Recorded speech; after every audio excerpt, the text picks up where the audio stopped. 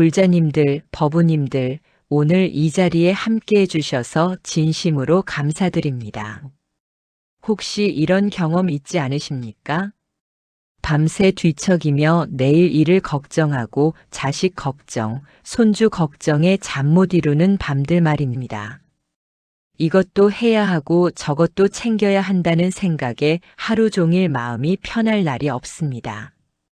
좋은 부모가 되어야 한다는 마음, 좋은 사람이 되어야 한다는 마음에 자신을 끊임없이 채찍질합니다.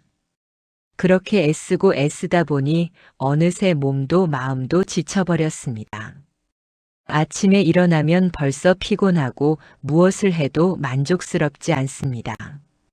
더 잘해야 한다는 생각, 더 완벽해야 한다는 생각이 우리를 짓누릅니다. 이렇게 사는 것이 과연 옳은 것인지, 이게 정말 제대로 사는 것인지 의문이 듭니다. 주변 사람들은 다들 잘 사는 것처럼 보이는데 나만 뒤처지는 것 같고 남들은 다 행복한데 나만 힘든 것 같습니다. 그래서 더 애를 쓰고 더 노력하고 더 집착하게 됩니다. 하지만 이상하게도 애를 쓰면 쓸수록 마음은 더 불편해지고 노력하면 할수록 더 지쳐갑니다. 도대체 무엇이 잘못된 걸까요? 왜 이렇게 열심히 사는데도 마음은 편안하지 않은 걸까요? 보살님들, 오늘 이 시간에는 부처님께서 우리에게 전해주신 깊은 가르침을 통해 이 답답함에서 벗어나는 길을 함께 찾아보겠습니다. 너무 애쓰지 않아도 괜찮다는 것, 집착을 내려놓는 순간 진정한 평안이 찾아온다는 부처님의 지혜를 나누고자 합니다. 오늘 제가 여러분과 나누고자 하는 내용은 4가지입니다. 첫째는 우리가 왜 이렇게 애쓰며 살게 되었는지 그 근본 원인을 살펴보는 것입니다. 둘째는 집착이 어떻게 우리 마음의 고통을 만드는지 이해하는 것입니다.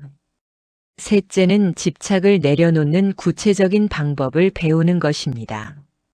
그리고 마지막 넷째는 내려놓은 이후에 찾아오는 진정한 자유와 평안을 경험하는 것입니다. 이 4가지 가르침이 여러분의 삶에 깊은 평화를 가져다 주기를 간절히 기원합니다. 그럼 지금부터 함께 부처님의 지혜 속으로 들어가 보겠습니다. 첫 번째로 우리는 왜 이렇게 애쓰며 살게 되었는지 그 뿌리를 살펴보겠습니다. 법우님들, 아침에 눈을 뜨는 순간부터 우리 마음속에는 수많은 생각들이 일어납니다. 오늘 해야 할 일들, 챙겨야 할 사람들, 걱정해야 할 문제들이 줄줄이 떠오릅니다. 아직 침대에서 일어나지도 않았는데 벌써 마음이 분주해집니다. 이것은 우리가 잘못 살아서가 아닙니다. 이것은 인간이라면 누구나 가지고 있는 근본적인 마음의 작용입니다. 부처님께서는 이것을 집착, 즉 탐진치 3독 중 하나인 탐욕이라고 말씀하셨습니다. 우리는 태어나면서부터 무언가를 원하고 무언가를 얻으려 하고 무언가를 붙잡으려는 마음을 가지고 있습니다. 아기가 엄마 젖을 찾듯이 이것은 생존을 위한 본능입니다. 하지만 이 본능이 자라나면서 점점 더 복잡해지고 강해집니다. 어릴 때는 장난감을 갖고 싶어 합니다. 조금 크면 친구들에게 인정받고 싶어 합니다. 청년이 되면 좋은 직장, 좋은 배우자를 원합니다. 중년이 되면 자식의 성공을, 노년이 되면 건강과 평안을 바랍니다. 이렇게 우리 인생은 끊임없는 바람과 집착으로 이루어져 있습니다. 금강경에 이런 말씀이 있습니다. 모든 유의법은 꿈과 같고 환상과 같고 물거품과 같고 그림자와 같으며 이슬과 같고 번개와 같으니 마땅히 이와 같이 관찰할지니라. 이 말씀의 깊은 뜻은 우리가 집착하는 모든 것들이 사실은 변하고 사라지는 것들이라는 겁니다. 마침 이슬처럼 잠깐 있다가 사라지고 번개처럼 한순간 빛났다가 어둠으로 돌아갑니다. 하지만 우리는 이것을 모릅니다. 아니, 알면서도 인정하지 않으려 합니다. 이것만은 영원할 거라고, 이것만은 내 것이라고, 이것만은 변하지 않을 거라고 믿고 싶어 합니다. 자식이 영원히 내 곁에 있을 것처럼, 건강이 영원히 유지될 것처럼, 재산이 영원히 내 것일 것처럼 착각합니다. 그래서 우리는 애를 씁니다. 자식을 내 뜻대로 만들려고 애쓰고, 건강을 완벽하게 지키려고 애쓰고, 재산을 잃지 않으려고 애씁니다. 관계도 마찬가지입니다. 배우자가 내 생각대로 행동하기를 바라고, 친구들이 나를 좋아해 주기를 바라고, 자식들이 효도하기를 바랍니다. 이런 바람 자체가 나쁜 것은 아닙니다. 문제는 이것에 집착할 때 생깁니다. 반드시 그래야만 한다고 생각할 때, 그렇지 않으면 안 된다고 믿을 때 고통이 시작됩니다. 예를 들어봅시다. 어느 보살님이 계십니다. 평생 자식을 위해 헌신하며 살았습니다. 좋은 대학 보내려고 밤낮으로 일했고 결혼 자금도 마련해 주었습니다. 이제 자식이 효도할 나이가 되었는데 자주 연락도 없고 찾아오지도 않습니다. 이때 이 보살님의 마음은 어떻겠습니까? 서운하고 섭섭하고 화가 납니다. 내가 이렇게 해줬는데 왜 이러지? 하는 원망이 생깁니다. 밤에 잠도 안 오고 자꾸 생각이 납니다. 이것이 바로 집착이 만든 고통입니다. 자식이 반드시 효도해야 한다는 집착, 내가 해준 만큼 돌려받아야 한다는 집착이 고통을 만듭니다. 또 다른 예를 들어보겠습니다. 건강에 집착하는 분이 계십니다.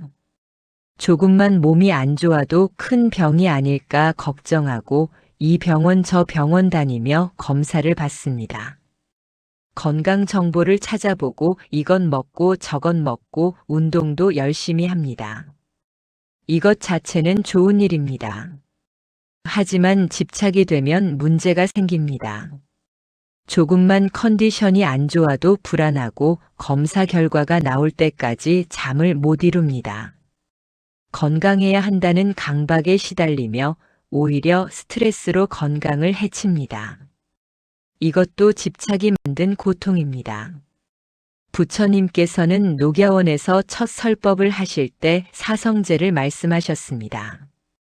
고성제, 집성제, 멸성제, 도성제입니다. 첫 번째 고성제는 삶이 고통이라는 진리입니다. 생로병사가 고통이고 사랑하는 사람과 헤어지는 것이 고통이고 미운 사람을 만나는 것이 고통이고 원하는 것을 얻지 못하는 것이 고통입니다. 두 번째 집성제는 이 고통의 원인이 집착이라는 진리입니다. 우리가 무언가에 집착하기 때문에 고통받는다는 것입니다. 불자님들 잠시 생각해 보십시오. 여러분이 지금 겪고 있는 가장 큰 고민이나 걱정이 무엇입니까? 그것을 곰곰이 들여다보면 거기에는 반드시 집착이 있습니다. 이래야 한다, 저래야 한다, 이렇게 되어야 한다는 생각이 숨어 있습니다. 만약 그런 집착이 없다면 어떻겠습니까? 자식이 자주 안 와도 자기 인생 열심히 사는구나 하고 미소 지을 수 있습니다. 건강이 조금 안 좋아도 이것도 자연스러운 늙음의 과정이구나 하고 받아들일 수 있습니다. 이것이 집착을 내려놓은 마음입니다. 하지만 우리는 오랫동안 집착하는 습관에 길들여져 왔습니다. 수십 년, 아니 평생을 그렇게 살아왔기 때문에 쉽게 바꾸기 어렵습니다. 그렇다고 포기할 필요는 없습니다. 부처님께서도 오랜 수행 끝에 깨달음을 얻으셨듯이 우리도 조금씩 변화할 수 있습니다. 중요한 것은 먼저 자각하는 것입니다. 아, 내가 지금 집착하고 있구나. 아, 내가 지금 너무 애쓰고 있구나. 이렇게 알아차리는 것이 변화의 첫걸음입니다. 조주선사의 어록에 이런 말씀이 있습니다. 어느 스님이 물었습니다. 어떤 것이 도입니까? 조주 선사께서 답하셨습니다. 평상심이 돈이라. 평상심, 평범한 마음이 바로 도라는 뜻입니다. 특별히 무엇을 이루려 하지 않고 특별히 무엇이 되려 하지 않는 평범한 마음이 진리라는 것입니다. 우리는 자꾸 특별해지려고 합니다. 더 나은 사람이 되려고, 더 훌륭한 사람이 되려고 애씁니다. 하지만 조주 선사는 그냥 평범한 마음으로 살라고 하십니다. 배고프면 먹고, 피곤하면 자고, 기쁠 때 웃고, 슬플 때 우는 그 평범함이 도라는 것입니다. 너무 애쓰지 않아도 된다는 뜻입니다. 있는 그대로의 자신을 받아들이고 있는 그대로의 삶을 살아가는 것입니다. 이것이 집착에서 벗어나는 시작입니다. 두 번째로 집착이 어떻게 우리 마음의 구체적인 고통을 만드는지 더 깊이 살펴보겠습니다. 법우님들, 집착은 마치 밧줄과 같습니다. 처음에는 가느다란 실처럼 시작하지만 시간이 지나면서 점점 굵어지고 단단해집니다. 그러다가 어느새 우리를 꽁꽁 묶어버리는 굵은 밧줄이 되어버립니다. 그래서 움직이려고 해도 움직일 수 없고 자유로워지려 해도 자유로워질 수 없습니다. 집착의 밧줄에 묶인 채 고통스러워하는 것입니다. 부처님께서는 화엄경에서 이렇게 말씀하셨습니다. 일체유심조라. 모든 것은 마음이 지어내는 것이니라. 우리가 겪는 고통도 사실은 우리 마음이 만들어낸 것입니다. 외부 상황 자체가 고통을 주는 것이 아니라 그것을 받아들이는 우리 마음의 태도가 고통을 만듭니다. 예를 들어 비가 옵니다. 어떤 사람은 비 때문에 외출을 못하네. 짜증나 하고 괴로워합니다. 하지만 어떤 사람은 비가 오니 시원하고 좋네. 집에서 편히 쉬어야겠다 하고 기뻐합니다. 똑같은 비인데 받아들이는 마음에 따라 고통이 되기도 하고 기쁨이 되기도 합니다. 집착도 마찬가지입니다. 자식에게 집착하는 마음이 있으면 자식의 모든 행동이 고통의 원인이 됩니다.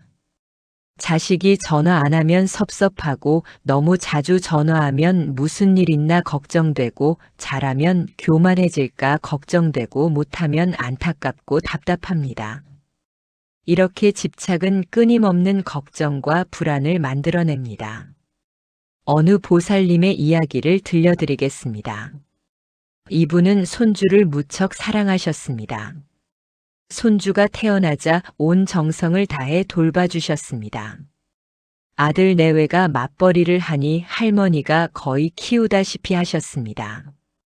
밥도 먹이고 재우고 놀아주고 아플 때는 병원도 데려갔습니다. 그렇게 5년을 키웠습니다. 그런데 아들 내외가 집을 옮기면서 이제는 자기들이 직접 키우겠다고 했습니다. 이 보살님의 마음이 어땠겠습니까? 허전하고 쓸쓸하고 서운했습니다. 내가 이렇게 키워줬는데 이제 필요 없다고 하다니 하는 섭섭함이 밀려왔습니다.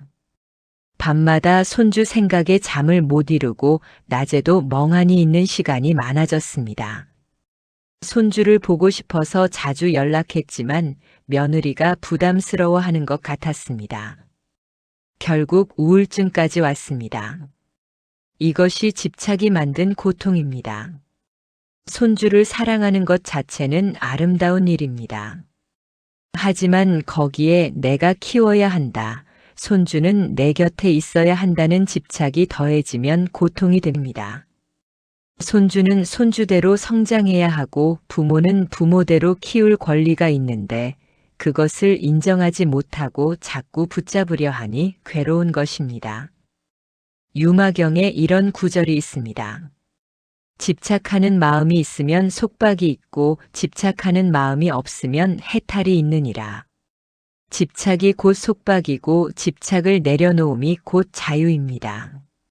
우리가 무언가를 꼭 붙잡고 있으면 그것이 우리를 묶어버립니다. 두 손으로 무거운 짐을 들고 있으면 그 짐 때문에 다른 것을 할 수 없듯이 집착을 붙잡고 있으면 우리 마음이 자유롭지 못합니다. 집착은 또한 비교를 낳습니다. 남과 비교하고 과거와 비교하고 이상과 비교합니다. 남들은 자식이 효도하는데 우리 애는 왜 이럴까? 예전에는 건강했는데 지금은 왜 이렇게 안 좋을까? 이상적으로는 이래야 하는데 현실은 왜 이 모양일까? 이런 비교가 끊임없이 고통을 만들어냅니다. 특히 나이가 들수록 이런 비교가 심해집니다. 젊었을 때와 비교하며 예전에는 이것도 할 수 있었는데 하고 한탄합니다. 다른 노인들과 비교하며 저 사람은 자식들이 잘 사는데 나는 하고 부러워합니다. 이런 비교와 집착이 노년의 행복을 빼앗아갑니다. 임재선사의 어록에 이런 말씀이 있습니다. 수처작주 입척의 진인이라. 어디에 있든 주인이 되고 어디에 있든 그곳이 진리라는 뜻입니다. 지금 이 순간 이 자리에서 당당하게 주인으로 살라는 가르침입니다. 과거를 붙잡지 말고 미래를 염려하지 말고 지금 이 순간에 충실하라는 것입니다. 하지만 집착이 있으면 이렇게 살 수 없습니다. 자꾸 과거를 돌아보고 미래를 걱정하고 다른 사람과 비교합니다.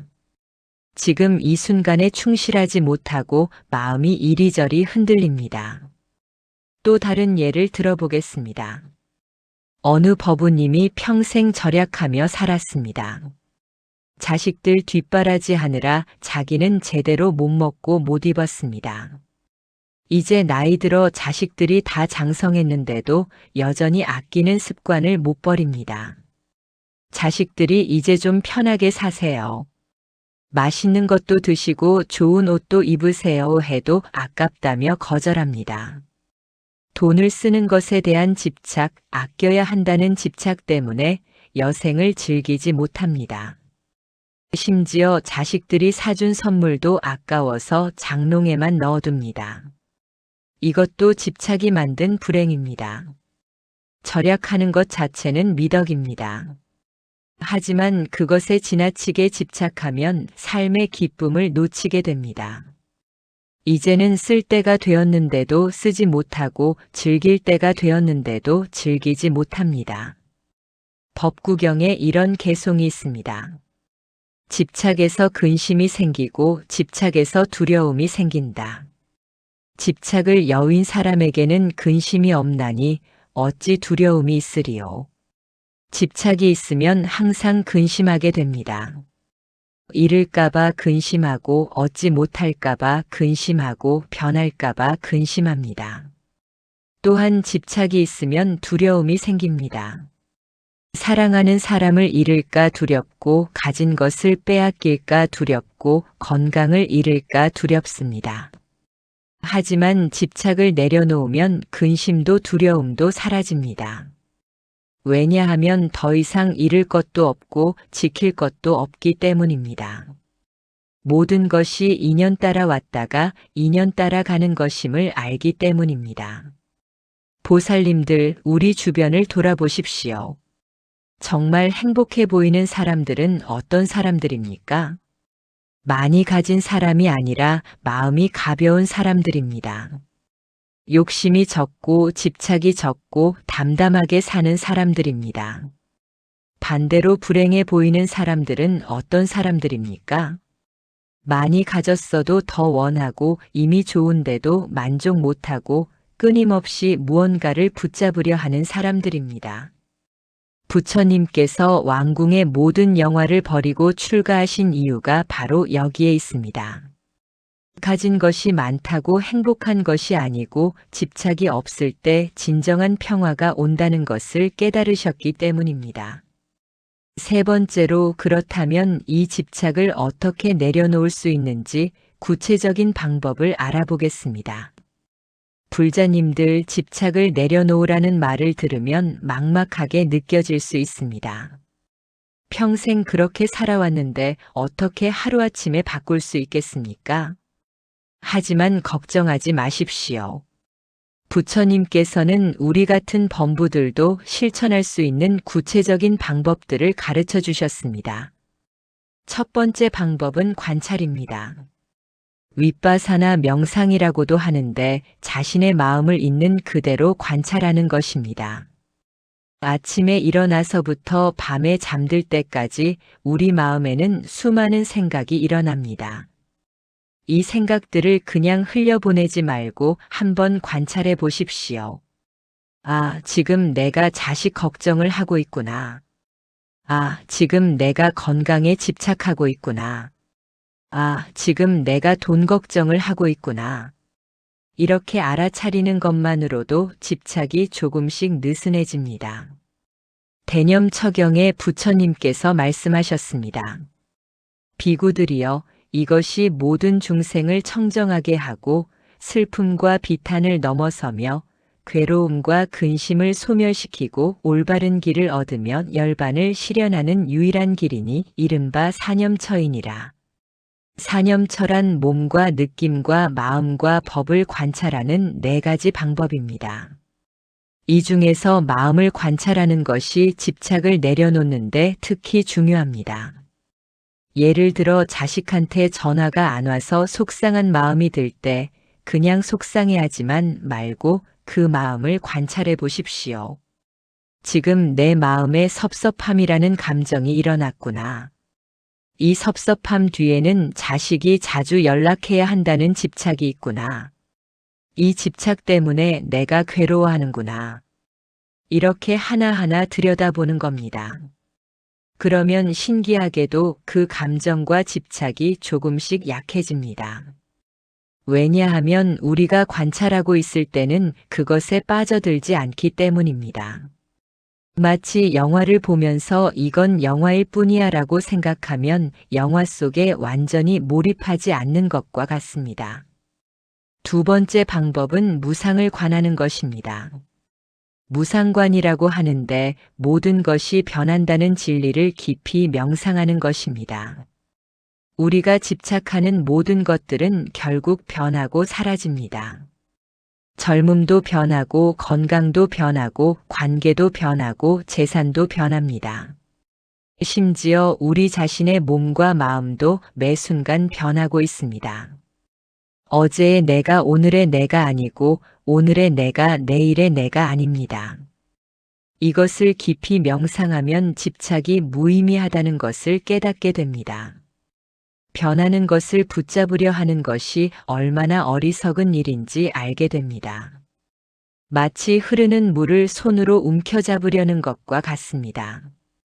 손을 펴면 물이 흘러가듯이 모든 것은 결국 흘러갑니다. 그렇다면 처음부터 붙잡지 않는 것이 낫지 않겠습니까? 산사의 가을이 되면 단풍잎이 떨어집니다. 아무리 아름다운 단풍도 때가 되면 떨어집니다. 나무는 단풍잎을 붙잡으려 하지 않습니다. 그냥 놓아줍니다. 그래서 나무는 고통받지 않습니다. 우리도 마찬가지입니다. 때가 되면 놓아주어야 합니다. 자식도 건강도 청춘도 모든 것을 때가 되면 놓아주어야 합니다. 그것이 자연의 섭리이고 우주의 법칙입니다. 세 번째 방법은 호흡 명상입니다. 안반수의경에 부처님께서 가르쳐 주신 방법입니다. 숨을 들이쉬고 내쉬는 것을 관찰하는 명상입니다. 이것이 무슨 도움이 되냐고 물으실 수 있습니다. 하지만 호흡 명상은 아주 강력한 도구입니다. 우리가 집착에 빠져 있을 때는 마음이 과거나 미래에 가 있습니다. 과거의 후회나 미래의 걱정에 사로잡혀 있습니다. 하지만 호흡은 항상 현재에만 있습니다. 지금 이 순간 들어오고 나가는 숨만 있습니다. 호흡에 집중하면 자연스럽게 현재로 돌아옵니다. 그러면 집착도 약해집니다. 매일 아침 10분만이라도 앉아서 호흡을 관찰해 보십시오. 숨이 코로 들어올 때 들어온다고 알아차리고 숨이 나갈 때 나간다고 알아차립니다. 아주 단순하지만 매우 효과적입니다. 처음에는 잡념이 많이 일어날 것입니다. 저녁에 뭘 해 먹지? 자식은 잘 있을까? 몸이 왜 이럴까? 이런 생각들이 계속 떠오릅니다. 그럴 때 그 생각들을 억지로 없애려 하지 마십시오. 그냥 생각이 일어났구나 하고 알아차린 후 다시 호흡으로 돌아오십시오. 이것을 반복하다 보면 점점 마음이 고요해지고 집착이 줄어듭니다. 네 번째 방법은 자비 명상입니다. 자비관이라고도 하는데 자신과 타인에게 자비심을 일으키는 명상입니다. 먼저 자신에게 이렇게 말합니다. 내가 행복하기를, 내가 괴로움에서 벗어나기를, 내가 평안하기를. 그 다음 사랑하는 사람에게 같은 말을 합니다.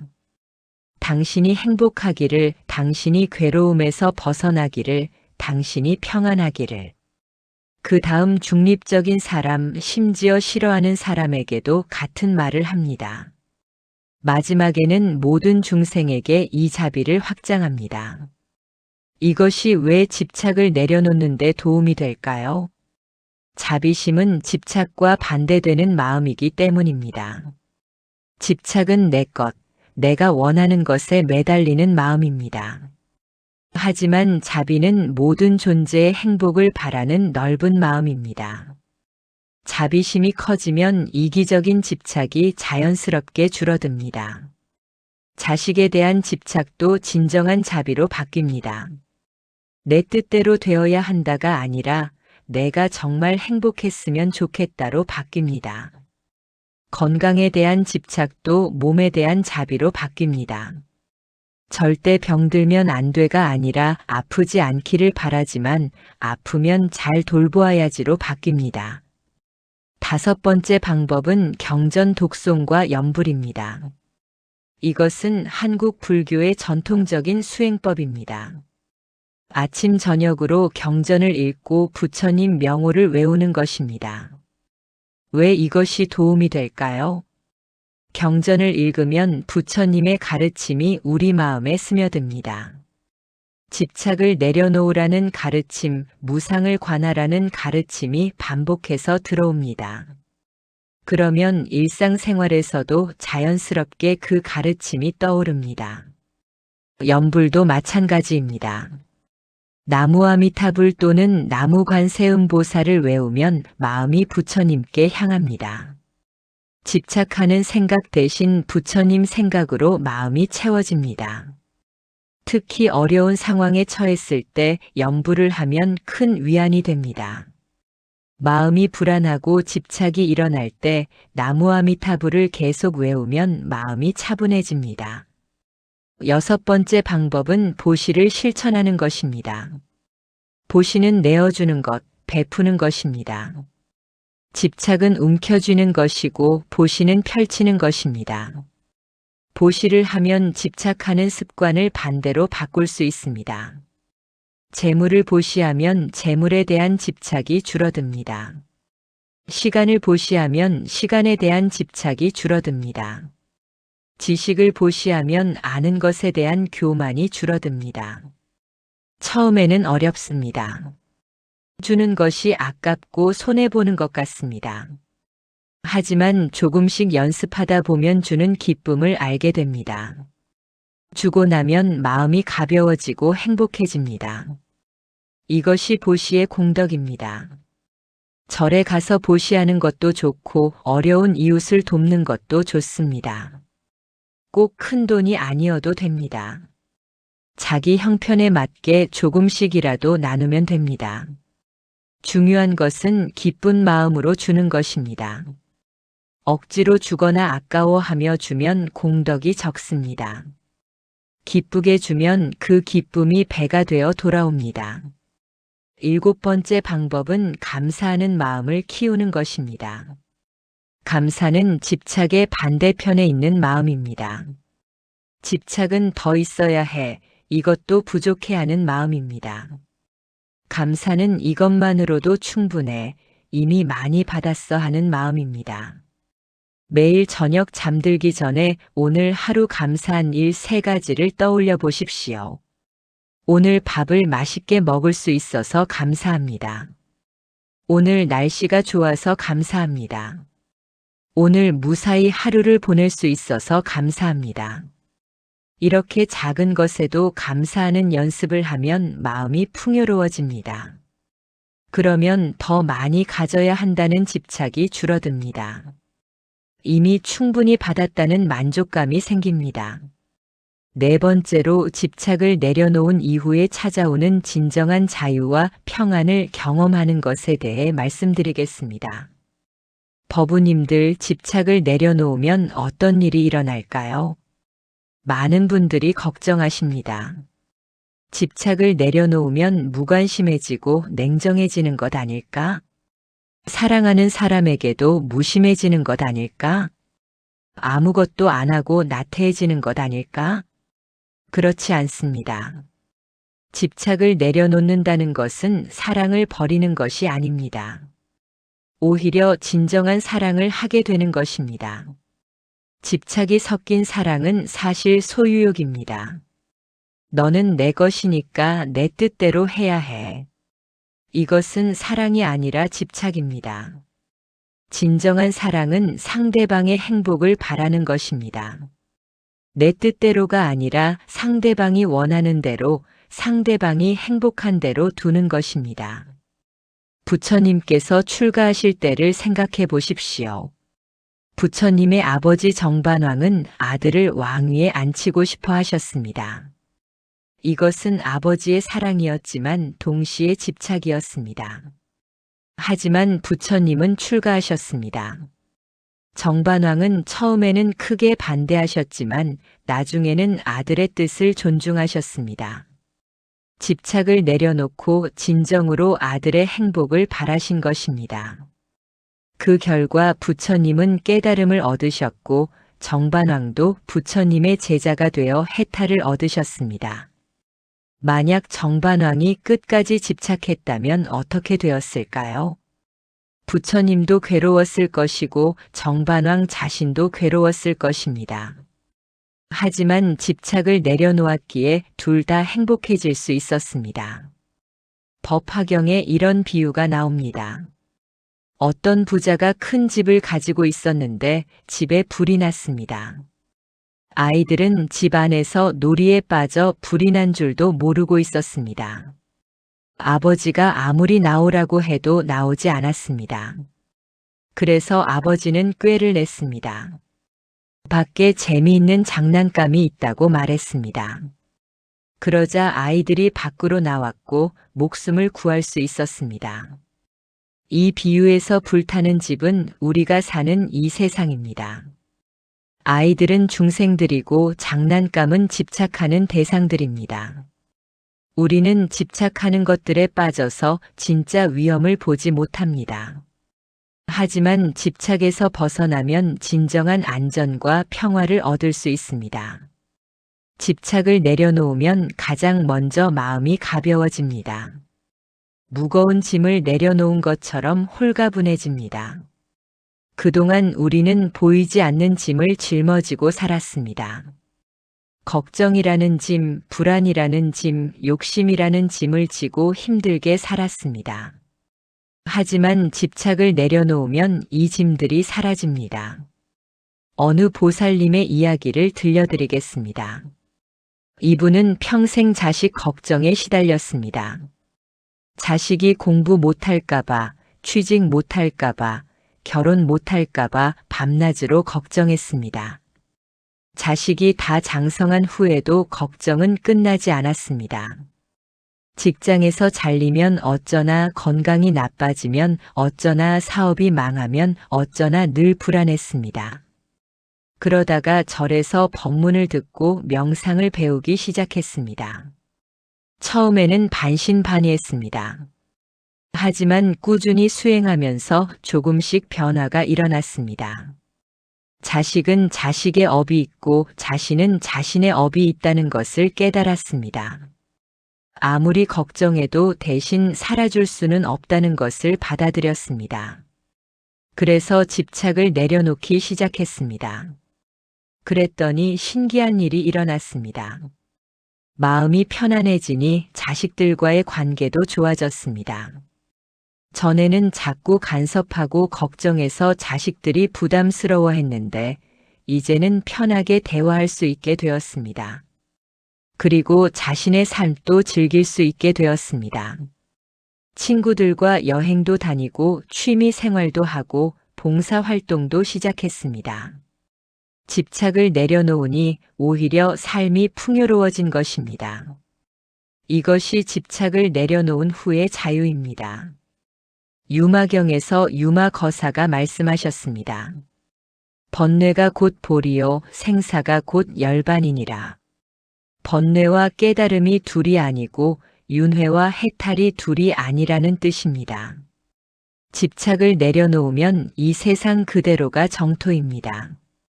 특별히 다른 곳에 가지 않아도 지금 여기가 평화로운 곳입니다. 집착이 있을 때는 이 세상이 괴로움으로 가득한 곳처럼 보입니다.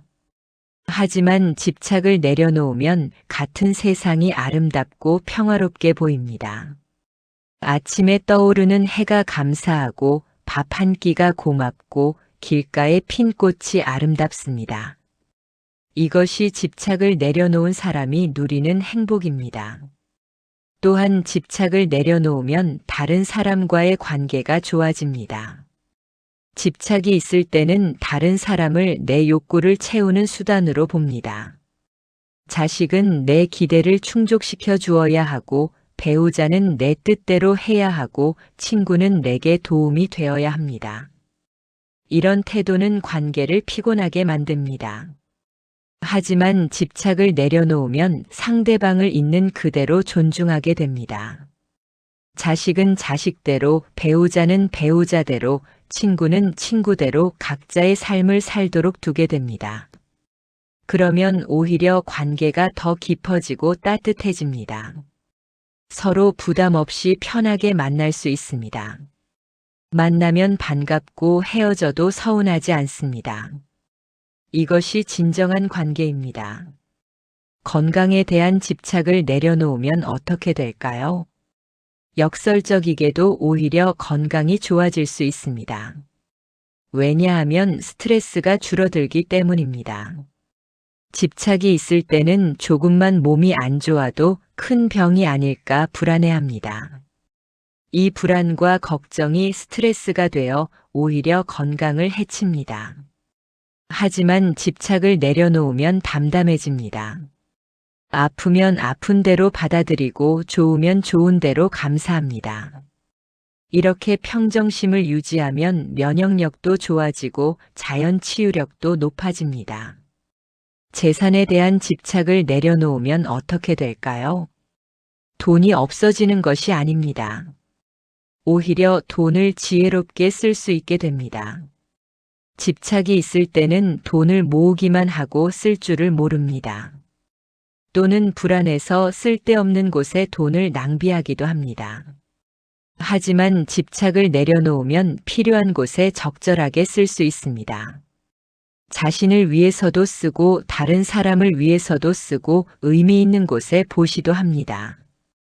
그러면 돈이 진정으로 가치 있게 사용됩니다.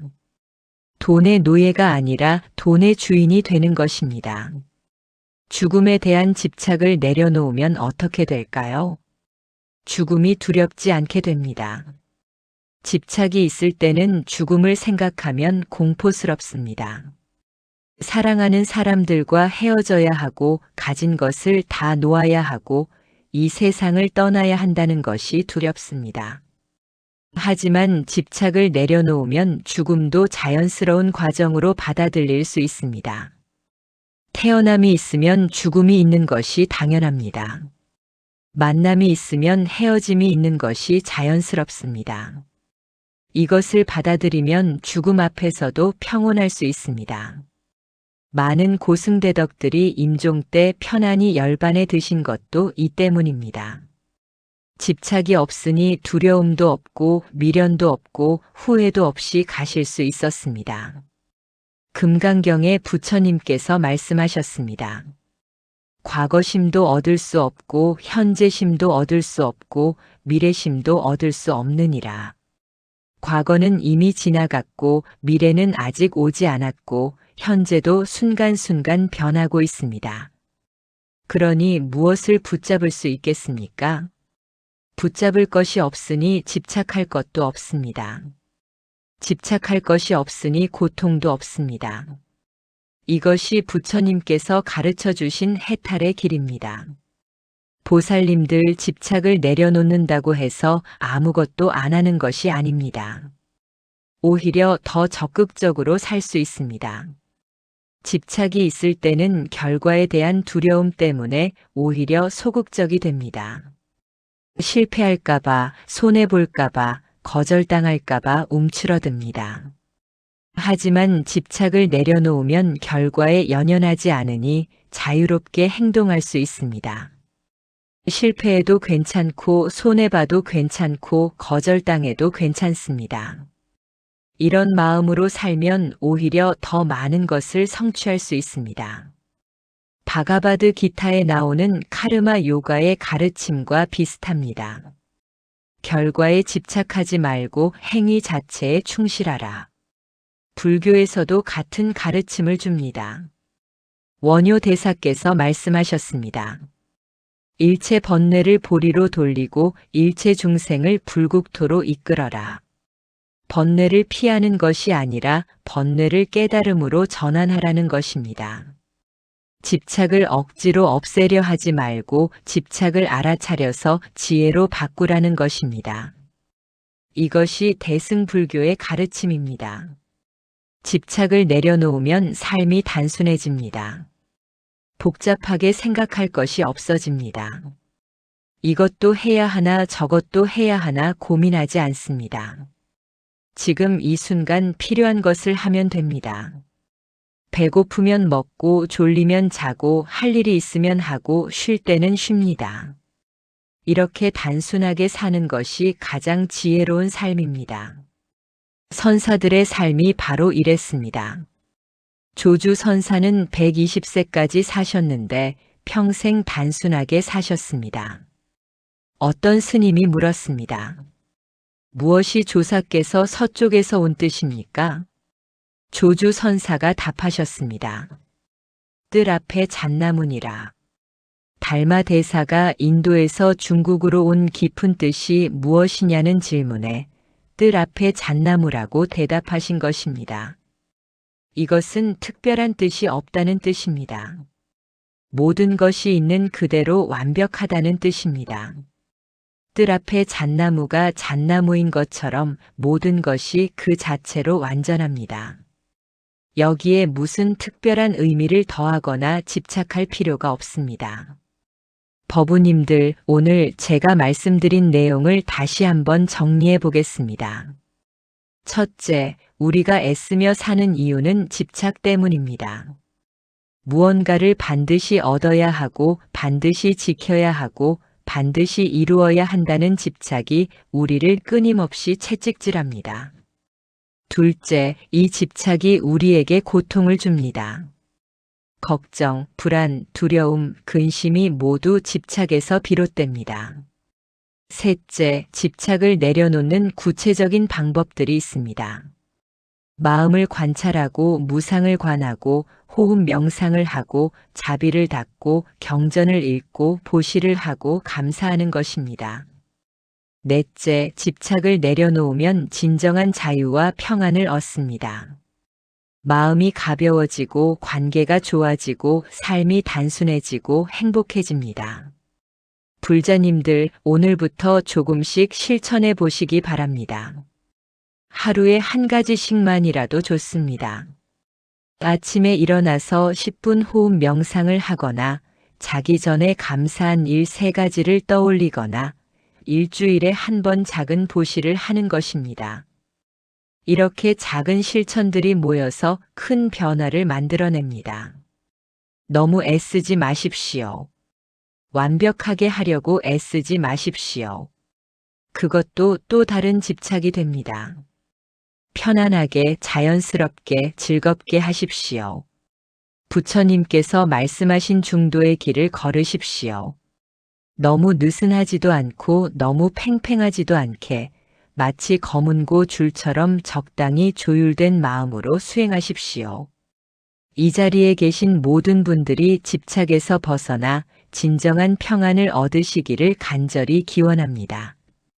여러분의 남은 생이 평화롭고 행복하기를, 여러분이 사랑하는 모든 이들이 건강하고 안녕하기를 기도합니다. 오늘 이 법문이 여러분의 마음에 작은 씨앗이 되어 언젠가 큰 깨달음의 꽃을 피우기를 바랍니다. 이 공덕을 일체 중생에게 회양하오며 모든 중생이 괴로움에서 벗어나 진정한 행복을 누리기를 발언합니다.